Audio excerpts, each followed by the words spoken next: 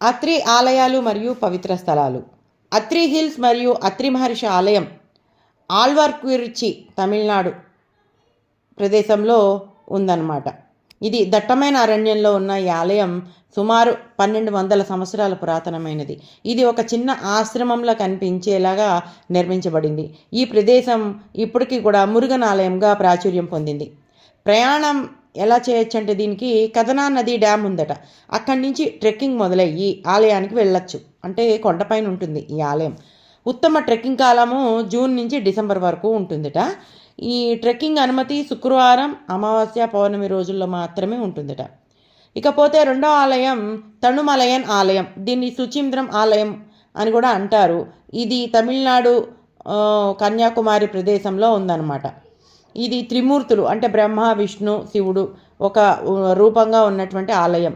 ఈ ఆలయ కథల్లో అత్రి మహర్షి మరియు అనసూయాదేవి కథలు కూడా ఉన్నాయన్నమాట. తర్వాత మూడవ ఆలయం తిరువంతీశ్వర ఆలయం. గుడిమల్లూరు, వెల్లూరు తమిళనాడులో ఉంది ఇది. ఈ ఆలయంలో అత్రి మహర్షి పద్మాసనంలో ధ్యానం చేస్తున్న విగ్రహం ప్రత్యేక ఆకర్షణ. ఆలయం దక్షిణాభిముఖిగా ఉంటుంది మరియు ఆలయంలో నంది విగ్రహం, ధ్వజస్తంభం, బలిపీఠం ఉన్నాయి.